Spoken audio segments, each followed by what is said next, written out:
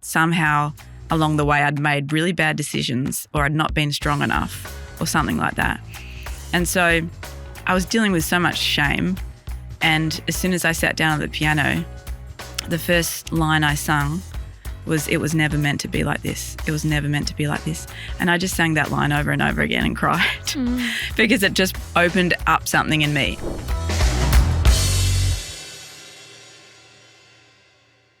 Has your family dinner felt like it's been on autopilot recently? We're all looking for ways to feel closer to our favourite people, and the Medibank Family Roast is a card game that helps you ditch the small talk for something more meaningful. Because at the end of the day, a tasty conversation is the best thing you can serve up. Search Medibank Family Roast. Live better with Medibank. I wanted to start by asking whether you had a happy childhood. I did have a happy childhood, actually. I had a really happy childhood. I mean, as far as my home family life goes, my family was really, really close and always felt like a very secure grounding place for me, like they were my safe place. I think I remember I was a really outgoing kid until I turned about 6, and then I started to get very introspective and introverted, and then I think I struggled at school a bit. I remember wanting to switch schools, and when my mum finally agreed, I literally walked out of my primary school with my backpack without looking back. Didn't say goodbye to anyone. I was like, good riddance. And then I started somewhere else that I really enjoyed. But I do remember in high school feeling like I was very different from everybody else. All my diary entries were like, was I born on another planet? Like, why do I feel like such an alien? And why am I so different? And I mean, probably every teenage girl was writing the same things in their diary, but I think I struggled on and off with feeling a little bit different from everybody else and a little bit like I couldn't quite find my place. And when you were in later high school, you had an episode of depression and you found out that your dad and some people in his family had experienced it as well. Do you think you could tell that growing up? Could you tell that your dad struggled with happiness at all? No, that was the thing. That was the thing that shocked me, because when I had a breakdown in year 11 where I literally collapsed and they couldn't wake me up and I had to go to hospital, and I was semi-conscious, so I do remember it, which is weird, but I couldn't open my eyes. I was like locked in my body. But I remember having a conversation with him after that and saying, I think I'm depressed. And depressed or depression back then was not a word that everybody used like they did now. It was a little bit like, it was almost like a very medical term and not many people talked about it. And I said that to him and he was just quiet for a bit, and then he said, well, I think it's probably about time that I told you that I've had it too my whole adult life, and I've been medicated on and off, and it's in our family. Our family have struggled with it for generations. And I was so taken aback when he told me that, because he'd always been like, you know, Father Christmas in a way. Your dad was just the loveliest, warmest, happiest person who was always just so thrilled to see his kids every day when he came home from school. I remember running up the hallway to meet him and, you know, hold on to his legs as soon as he came in the door. I remember the sound of the garage door coming up and his car coming in every day. And so when he told me that, I was really, really surprised. And it's also that thing of like, oh, my parents are humans and they've got a whole inner world. You know, it was really the first time that I learned that about him. Do you think it connected you to him in a different way? Understanding like an emotional reality that you hadn't seen? Yeah, definitely. I think so. I mean, I felt a bit unstable, I think, at first hearing that, because I was like, whoa, you're supposed to be the rock for me, you know, like you're supposed to be the one that has it all together, and now do I have to look back at my whole childhood and go, oh, my dad was just pretending? Or there was that whole kind of feeling of like being on unstable ground for a bit. But then once I kind of, you know, thought about it in a much more mature way, I realised that, you know, now we can talk about it together, and now we can kind of support each other like friends. And you then went on medication, and you were on medication when you wrote. Would you have been on medication when you wrote The Sound of White? Yeah, I've been on medication when I've written all of my albums. Which like there's only a very small bracket of Yeah. my adult life that I haven't been on medication. Which I think that's actually quite moving to know, because some of the stigma around medication can be that it dulls or numbs your Yeah. emotions. And to me, I'm like, well, clearly you have access to the full range of human emotions if you've written such powerful music while Yeah. on medication. Have you ever felt that it's dulled or kind of muted? No, I mean, the thing is it's different for everybody, and some people I hear it does do that for them, and they feel a bit zonked out. But most artistic people I know who suffer from depression get so crippled by their depression that they can't write, and they're in a kind of haze or malaise, and that's what I was like. I mean, I can't if I'm depressed, I can't get out of bed, let alone go and sit at the piano and, pour my heart out. I don't want to speak to anyone. I don't want to express my feelings. I'm sure there are people that are different that are like, no, I need to be miserable in order to write. But I can definitely still be miserable on antidepressants. Yeah. You're like, don't I'm worry regularly about that. miserable, but not so miserable that I can't function. That's what it just – I've always said it makes me feel like I can get my head just above water in order to breathe, and then I can get on with doing the things that you need to do in order to fix yourself, like exercise and see people and eat well. But if I'm not, then I just fall into this hole that I can't seem to get myself out of. To me, it can feel like, I think the biggest thing with depression that maybe if you had never experienced it, you wouldn't know, is that it's about energy. It can feel like you just have absolutely no energy. Yeah. And to me, medication can provide just that little bit of energy to then get momentum. And once you have momentum, it's a lot easier to get out of bed and do the things that give you some joy. Yeah, absolutely. It makes me feel like I'm made of concrete. Yeah. And I remember in my mid-20s, I tried to go off the meds, which I do pretty regularly to see if I can do it, and it works for a while, but then I always end up having to go back. But I tried for a couple of years to go off them, and I went on this massive big journey of self-discovery, reading all these mental health wellness books about you need to, I don't know, I thought spiritually I must not have just found myself, so I went to India and I meditated, and I went to Brazil and down the Amazon, and I stayed with, an Inca village of people, and I tried to find myself in all these exotic places, but I was actually miserable while I was doing it all. I mean, I felt everything extremely as I was doing it. I felt extreme highs and extreme lows, but it was a very hard time, and it was a very unstable time. Do you think of yourself, in terms of depression, do you think of it as you have depressive episodes, or do you think there's such thing as a depressive personality? Like, do you see depression as part of who you are or distinct from who you are? I see it as part of who I am, despite not wanting it to be who I am.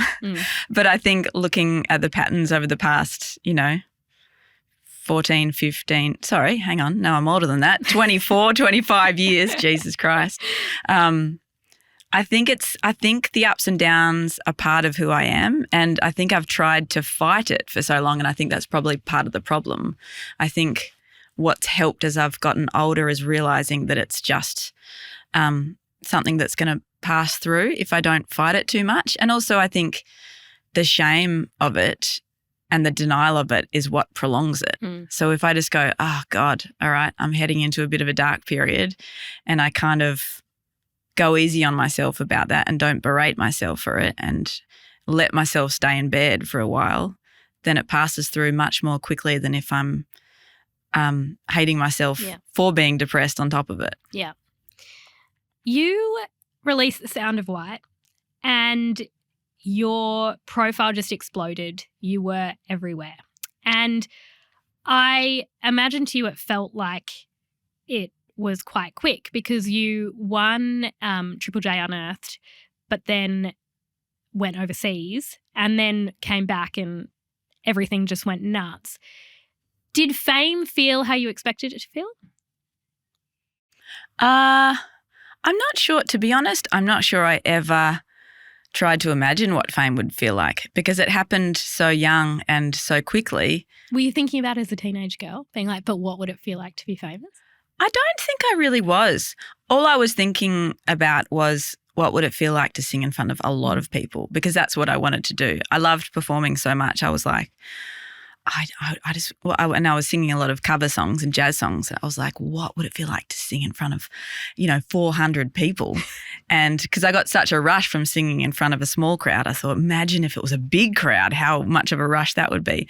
But I never thought about being famous. So when that happened, it really took me by surprise. And I think the fact that I was introverted and pretty, private, that was a hard thing to get accustomed to.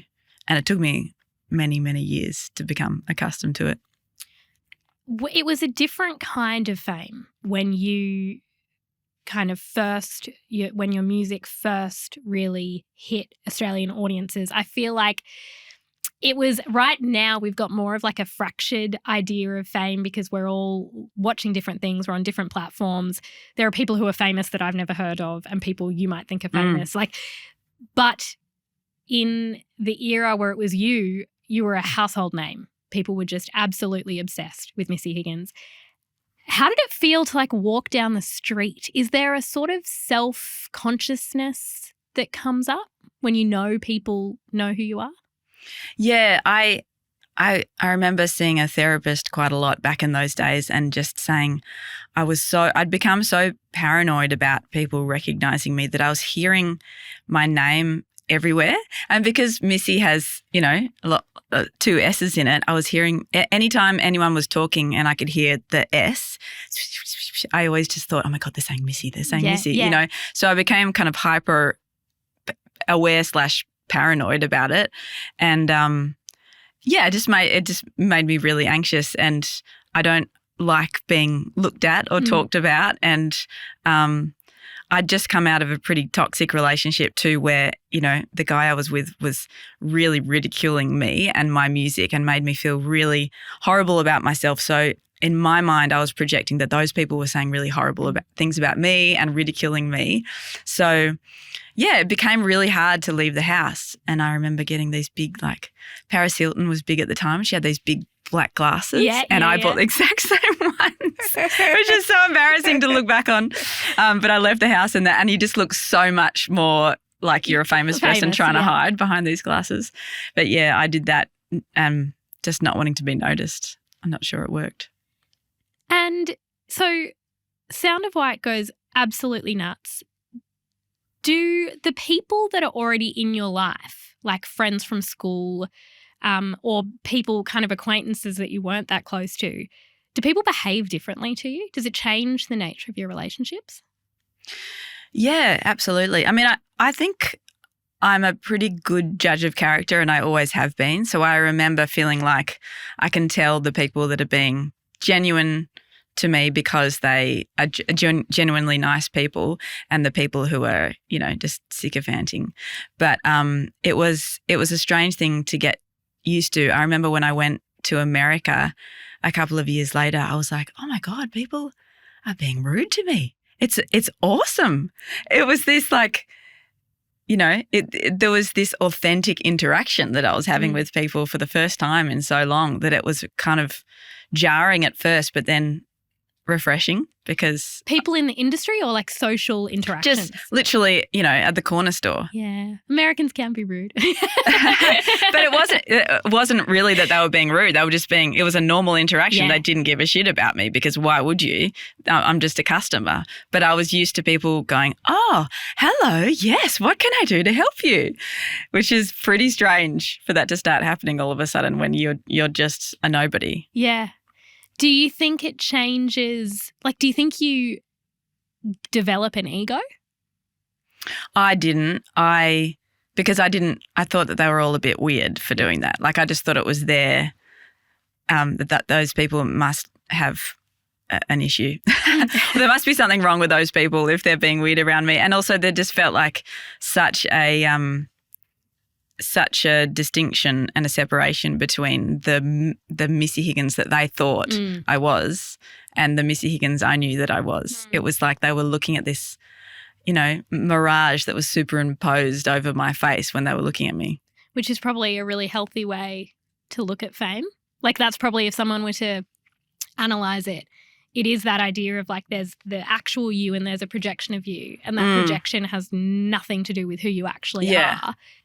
I think it's probably good. Yeah. When people, I can't remember anybody ever saying anything negative about Missy Higgins when in that era, and I can remember all the media coverage being really, really positive, but I can imagine that, the internet was kind of around and I can imagine that there would have been things that weren't that nice. How did you take that on? And were you able to separate yourself from what people were saying about you? Well, that's the kind of ironic thing is that, I didn't take on any of the nice things, but whenever I heard anything negative, it was like I couldn't sleep for days and it was all that I could think about. And I still remember the negative things that were said about me. What did people say? Well, I remember it was funny, like back in the early days of internet, there were forums, like I guess there's forums now on Reddit and stuff, but there was no Reddit back then. There was like specific websites that were set up as, fan forums and I had one. And in that website there was like different categories of Missy Higgins that you could talk about and dissect. And I think it was maybe my second album-ish, where I had changed my live band. I'd swapped some of the musicians out to be different players, and my hardcore fans that felt this sense of ownership because they'd been with me since the beginning, since, before The Sound of White, they would not stand for it. They just thought I'd changed, and they were picking apart the way that I spoke to the audience and how I sounded, up myself, and, that just the fact that I had dared to evolve without consulting them first, they were just livid and they were just tearing me apart. And I remember I literally didn't leave the house for 2 days after that. I just fell into such a deep depression. It wasn't that long after that where I had a talk with my manager about it, and he's just like, you just can't read that stuff. And I don't think I've Googled myself since. Really? Yeah, in over 20 years. I just will not look up myself. I don't want to read reviews. I don't want to read articles unless somebody literally sends me it going, this is very flattering. You should read this about yourself. I'm not gonna do it because I'm just too sensitive. I think I just take too much of it on board. Do you ever come across stuff accidentally? Or like comments on Instagram or something? Yeah, definitely. But I tried. They don't happen very much on Instagram, I find. I don't ever look on Facebook because the algorithm means that people that aren't following me can see it, which means that there's always going to be people that don't like what I'm doing.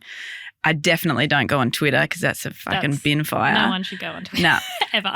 And so I've found that because people follow me, they're usually pretty supportive on Instagram. What's the kind of stuff that when you're kind of doing anything creative, there's certain things people can say that just doesn't affect you. You're like, okay, cool, I'm not for you, that's all good. But then there are certain things that really do cut through, and kind of what you say about the band was the thing that was upsetting, the fact that people were like assuming your intention or assuming the fact that you thought you were too good, or what was it about that was hurtful? I think at that point in my career I was starting to get a bit jaded, and I was, because I was feeling very scrutinised and very judged at that point, because so many people were having opinions about me and my image and my sexuality and just wanting to know way too much about me. I was already in this state of, defense the entire time. And so I do remember that show in particular that they commented on. I was feeling a bit like, I'm maybe a bit resentful. Yeah. And I think that was probably coming through. I wasn't in a great place. And so them writing that not only, validated my kind of fear of being torn apart publicly, but it also made me realize that there was probably a truth to it, because I wasn't being my best, and I was a little bit resentful towards the audience, and I don't know, I didn't really know what to do about that. I was in a kind of a bit of a loop. When you are incredibly successful, money often follows. Did money change your life? Like, did you get, when from your music and you're touring around America, I can imagine you had more money than other people your age who you might have grown up with. Did it make you happy? I do remember getting a big check. I think it was maybe about a year after The Sound of White came out, and I was like, I could buy a house, and I'm 21. Oh my god! And it was this real like, oh my God, what has happened to my life kind of thing. But I was also on this, I was still riding the roller coaster of, how the hell am I at this point at such a young age, and, a successful album and famous and all that kind of stuff. So I was pretty stoked. I think the fact that I had managed to make a career out of music, when my dad had always told me, he was always supportive of it, but he always said, you need to get a uni degree.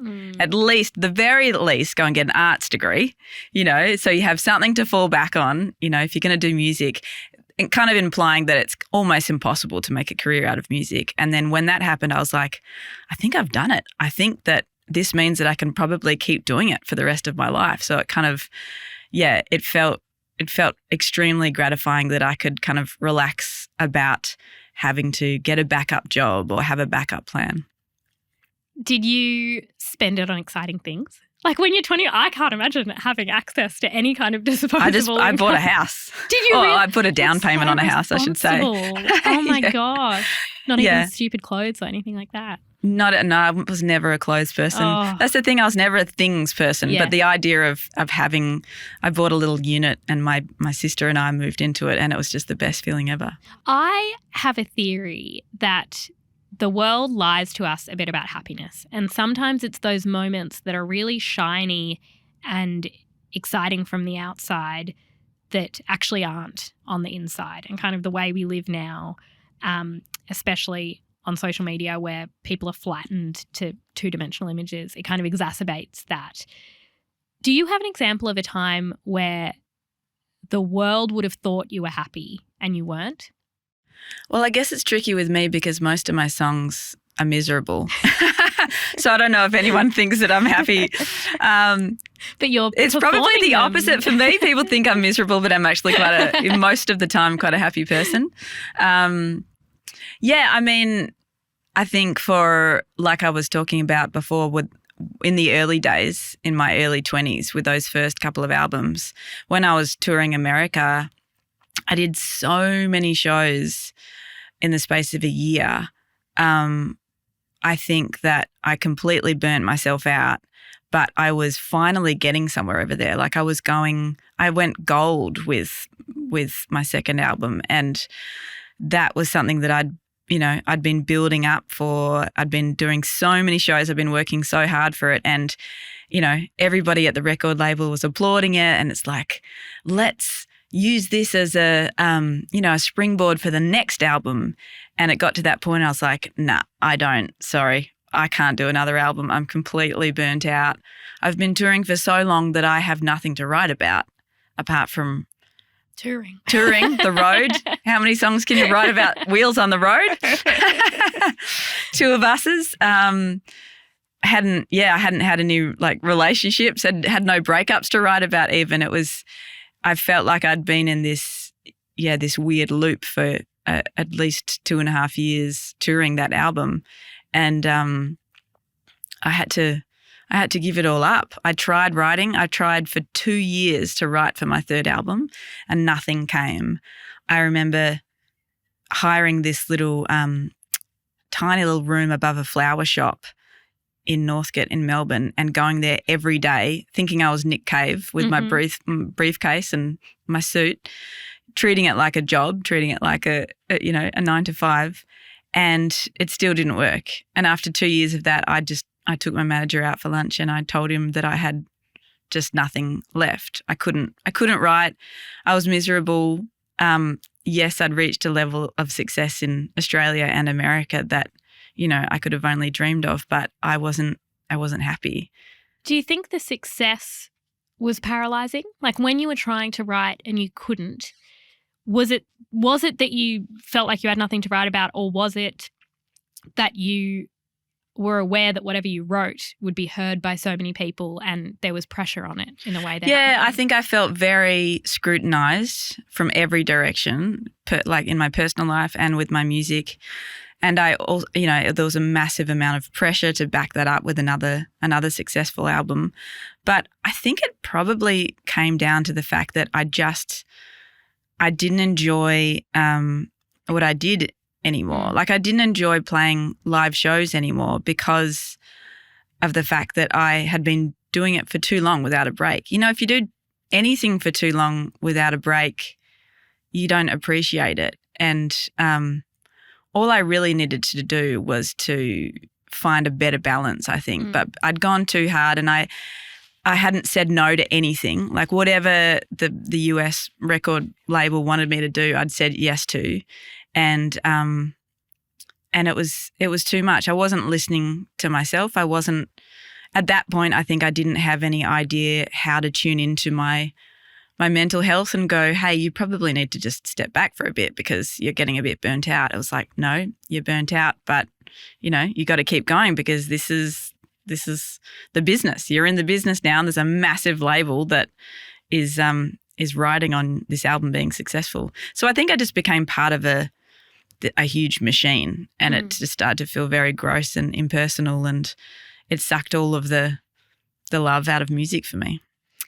You've said that you also worried that music was selfish and you weren't contributing enough to the world. It's funny, you're not the first musician to, like, we've had another musician on this show who said that, and I think it's interesting that musicians say it because I think there's like an emotional intelligence / depth that makes you constantly question your place in the world, whereas I think it's funny. I think a lot of, say, influencers aren't questioning that. Yeah, I'm very influential. I must be affecting the world positively.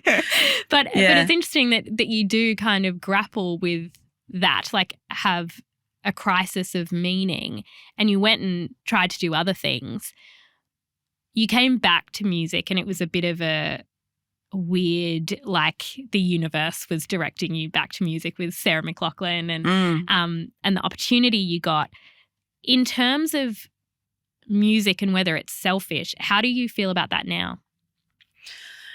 I feel like, yes, it's selfish, but that's completely okay. And ultimately, that's kind of what helps people the most. Meaning, if you write music from a completely selfish place, it has a better chance of really hitting home for somebody because you're not trying to make anything that sells. You're not trying to make something that, as many people as possible can relate to. You're just being honest. And honesty is the thing that cuts through, and authenticity is the thing that people need most. And if ever I'm going through something really, really difficult and I find a way to put it into words, if someone can hear that song and feel not so alone in whatever they're going through, then that's great. So I think it's okay to be selfish, but I think it's also important to realize that art is what the world needs most, and honest, authentic art where people are not putting on a pretense of, I've got it all sorted out and I'm really strong and powerful and wise and this is how you should live your life. I don't want to tell anybody how to live their life. I think that would be really disingenuous because I have no idea. So I'm not going to pretend.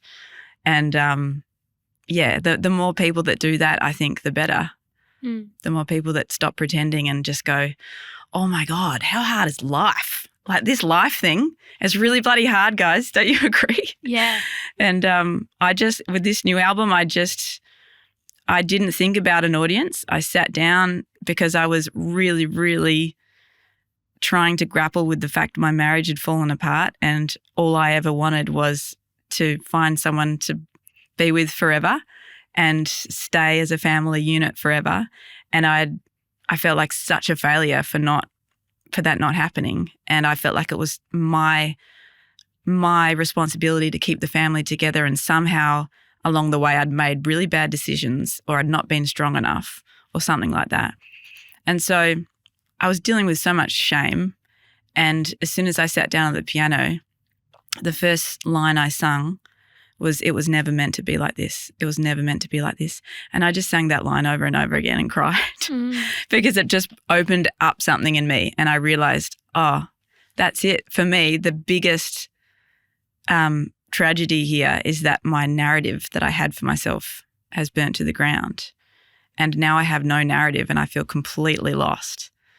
And as I kept writing every song, something else in me opened up, and I realized something else about my shame or my grief, and I tackled it from a different angle, and it helped me so much. And now that I've released it and I've played these songs live, I can feel that they connect with other people that are going through exactly the same thing. But that wasn't what I intended when I sat down to write it. I think if I had sat down and thought, how am I going to help people that are going through the same thing as me, I would have probably written a song full of these fake answers that I didn't have, and that would have felt people wouldn't have felt the power in them. I don't think they wouldn't have felt the songs deep in their heart because they would have known that it wasn't authentically my story.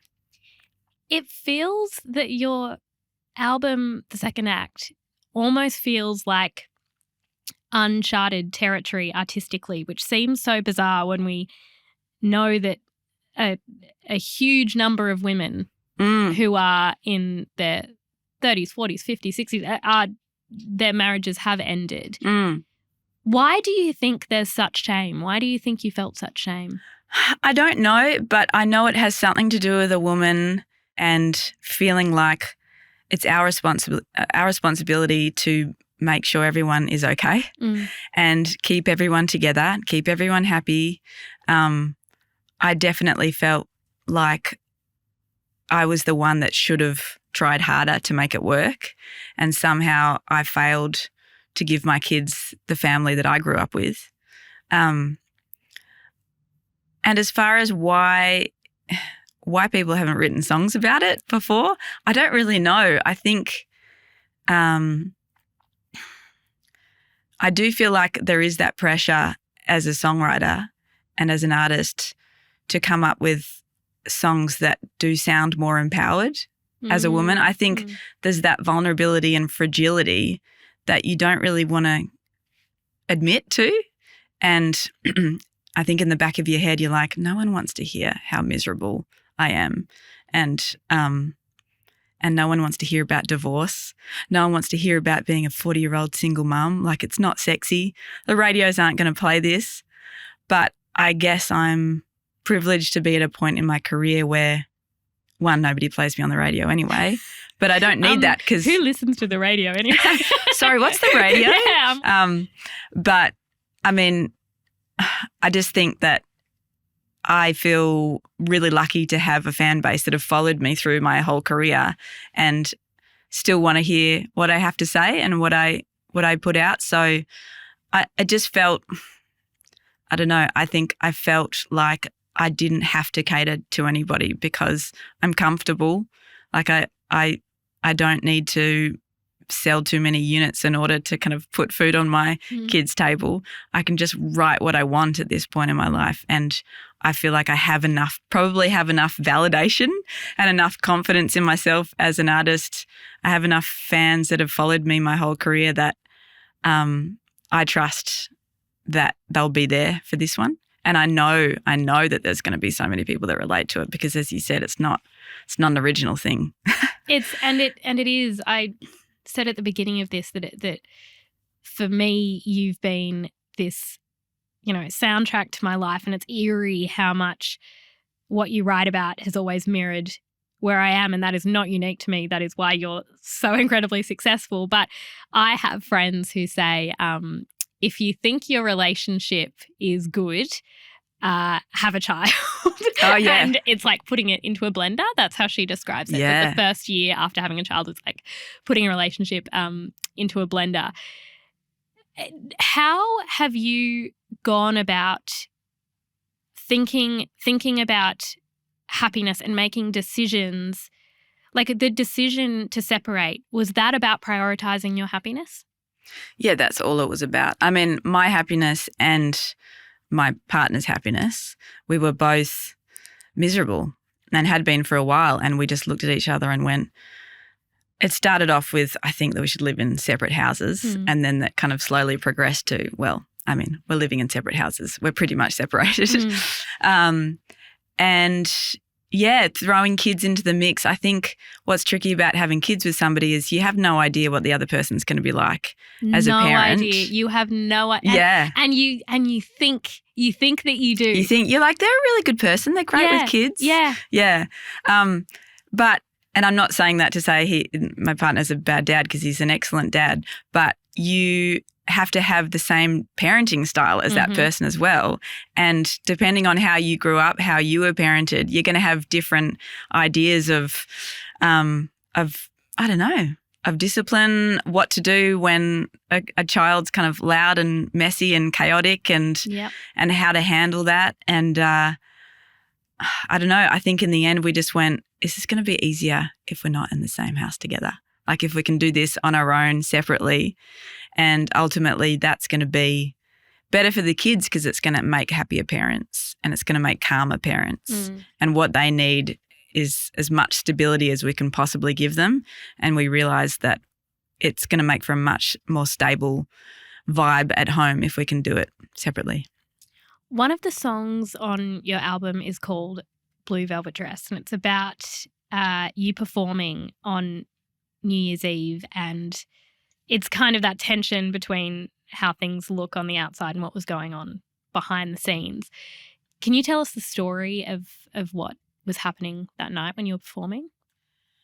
Yeah, so him and I had broken up that day, and I was set to perform at the ABC New Year's Eve broadcast in 2021. I'd also been sick and kind of isolating in a hotel room for the past 2 days, so it was really intense because these were COVID days, and I remember thinking, I have to get up in front of millions of people on live television and sing and put on a brave face, and I didn't know how I was going to do it. I'd been crying all day, and I put on my blue velvet dress and I got up there and I did it, and I smiled, and I did my best acting job ever. And I don't know, it was bizarre because in a way it was actually a really good excuse to forget about what had been happening and go, because I had no choice. I was like, you're in performance mode now, don't think about it. So I didn't for those 10 minutes that I was on stage. And then when I got off, the fireworks started over the Sydney Harbour Bridge, and the girls in my band and I just all held each other and looked up at the fireworks and cried, or I cried, and they held me. And it was kind of an amazing feeling because I was so miserable, but I was also watching these fireworks going, it's a new year. It's a new year, and it's a new chapter, and my life will never be the same again. And it was terrifying and a little bit exhilarating at the same time, and just really, really intense. But I wanted to write a song about that night, and because I just thought, what a crazy way to separate from somebody on New Year's Eve on live television. So I wrote a song called Blue Velvet Dress, and the dress ended up being kind of a metaphor for my old self. I think that is such a powerful example of how you never know what someone's going through. Like you would have, anybody in the audience, anybody watching would have seen you performing and thought that's someone who has it all together because you're brilliant every time you perform and the dress was beautiful. And they would have just thought that everything was completely fine and not had any idea of that private pain. Now that it's been a few years, do you feel like the separation has opened up a new path for you? Like, are you able to, because obviously the album, there's a lot of sadness and there's a lot of complex emotions that need to be processed, but can you see the way forward and how it's opened the door for happiness? Yeah, I don't know if it's opened the door for happiness. I think my happiness and sense of kind of mental well-being is always going to be a process, and I'm always going to be someone that's hypersensitive to the world and everything going on around me. But that's something I've come to accept, and I've come to realize that it's probably why I'm good at writing songs, because I take everything in and I feel things very, very strongly. But I feel like I'm in a really good place right now. I think that there's been enough distance from the separation, and I've processed a lot of things through this album, through writing these songs, and to be honest, performing them live. Like, I did 40 shows, singing at least 5 songs from the new album every night and telling pretty honest anecdotes in between. And that was so therapeutic. Like, I really felt a sense of solidarity between me and the audience, and I really felt them with me every step of the way. And getting off stage and having told my story and having laughed about the fact that I'm kind of miserable, and my band teased me because I used the word quagmire quite a few, like 4 times on stage.